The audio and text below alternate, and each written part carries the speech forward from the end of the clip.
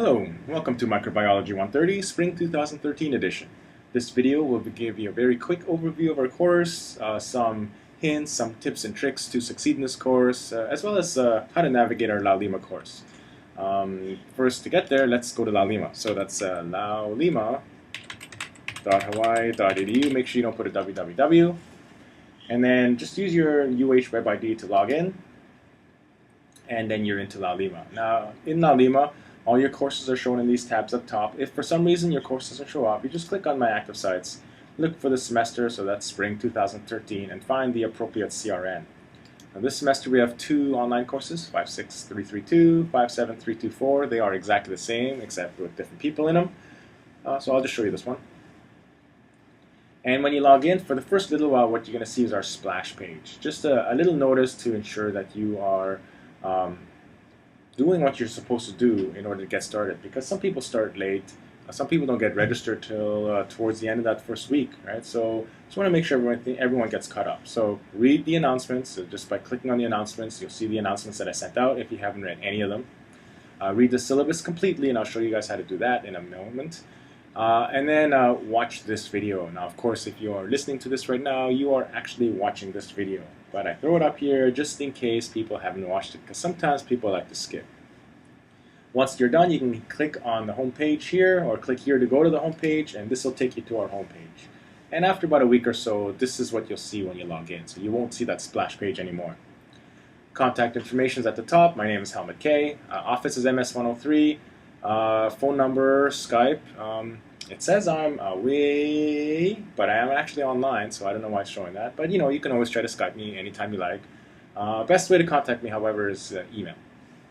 I do check my email quite frequently, and I do respond relatively fast, right? So, and it all depends. If I'm doing something, obviously I can't respond, but I do try to be very understanding that in the online course, sometimes you need your answers, and we don't have an easy way to meet with each other. And so I do try to respond as soon as I can. Let's see. Oh, also, if you want to sign up for text message alerts, just text at Spring 2013 to this number right here. And then whenever I send out an announcement, I'll just send you a text message as well. Just to let you know, because some people check their text messages a lot more than their email. Although checking your email should be a habit that you should get into. If you want to know about me, you click on the welcome. It'll let you know about me. And here's the syllabus, right? So click on this. That'll show you the syllabus. And then I have this countdown timer here. I have not yet changed it. I don't know why it says 15 hours. I must have set it for tomorrow. But I will change it to read the end of Module 1. And then here's our basic schedule, right? So Modules 1 through 12, notice our course is split up into 12 modules, and each exam covers 3 modules. So Exam 1 will cover Modules 1 to 3, Exam 2, Modules 4 to 6, 7 to 9 for 3, and 10 to 12 for 4. Each exam is inclusive of just these modules, right? But as we start to build on knowledge, there will be certain, it's sort of implied that you know what certain things are, so you don't forget what a protein is, or DNA, etc., etc., etc. Basics. Start time, January 7th is start of Module 1, end time is January 16th. Now, every module runs for 1 week, starting on a, what are we starting on? Starting on a Thursday and ending on a Wednesday. Right, so this will let us end on the last day of classes. However, our first module runs just a little bit longer, right? So the first module runs about a week and a half, and that's usually because there's a lot of issues with things like rosters and whatnot, so it takes some time to get into the swing of the first module. When you click on the module, you will see our PowerPoint slides and our lecture notes, right? So here are our lecture notes, and I'll show you what they look like. These lecture notes have been designed so then you could follow along with the course, very much like you're in a face-to-face class, right? So they're given with blanks. You can follow along, fill in the blanks as you go, work your way through the PowerPoints. We have narrated PowerPoints here and non-narrated. Now, if you want to watch the narrated PowerPoints, you just click on them. Now, if you just click on it, what you're going to get is streaming. So if you open it like this, it's going to open in the window here, and you have to wait for it to stream. Sometimes people like to download it and watch it either later, offline, maybe at, when you don't have an internet connection, or even on your smartphone. So you just right-click it, put save link as, and then the file will come, and then you just put it to wherever it is that you want. If you don't want it narrated, which is fine, right? If you don't want to hear my voice all the time, you just click on non-narrated, and you'll just get the full set of PowerPoint slides. Here's some animations. The animations are examinable, so the material from the animations are fair game. And then this animation guide here helps you draw to your attention to some of the important things of each animation. Some of the things that I feel are more important versus less important. Each weekly module, you do a quiz, right, and you get the same attempt, 3 attempts at the same quiz.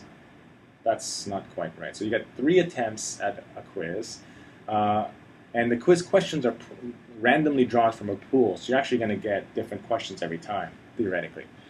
And it's important to do all 3 attempts, even if you get 100% in your first one, because our exams are drawn from that same pool of questions, right? So on the exam, you're going to get the exact same quiz questions, or at least from the pool, right? So the more quiz attempts you do, the more quiz questions you will have seen.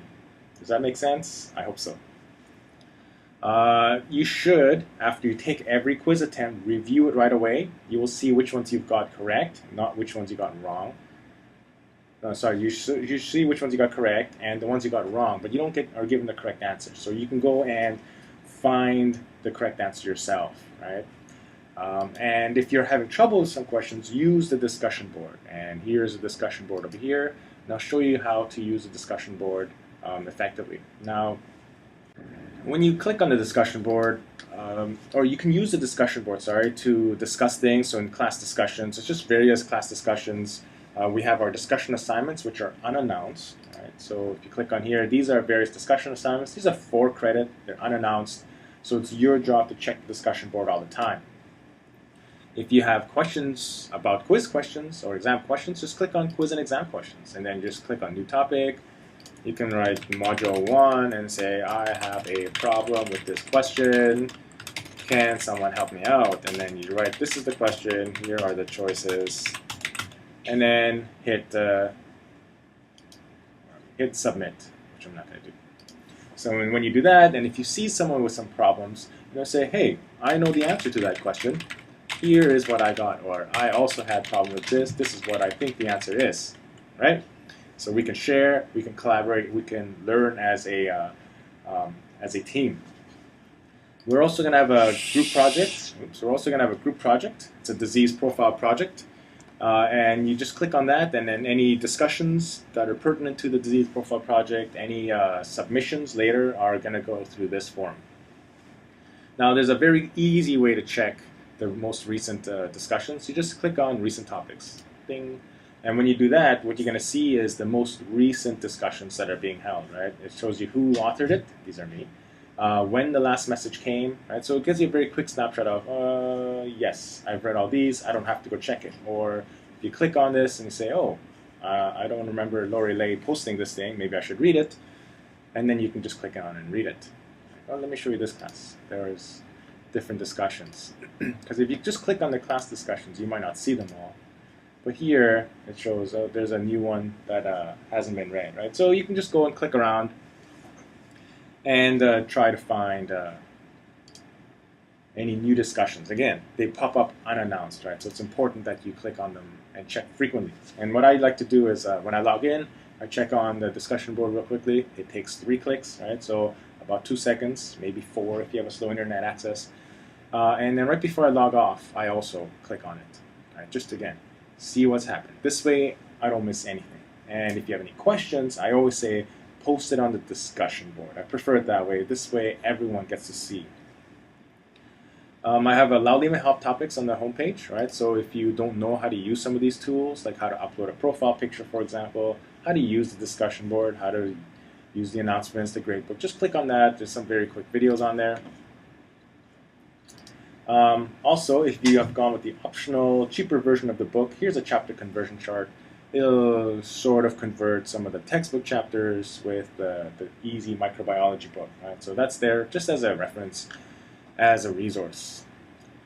That is more or less everything, right? So make sure you click on every single one of these. Oh, finally, our testing centers are listed right here. So these are the University of Hawaii testing centers, right? So if you're taking your proctored exam, You can take it at any University of Hawaii testing center.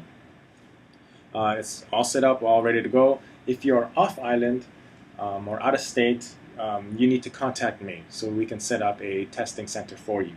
Okay? I think that's all we need to know. Any questions? Well, if you've been watching this, you know where to put them, right? So, let's have a great semester.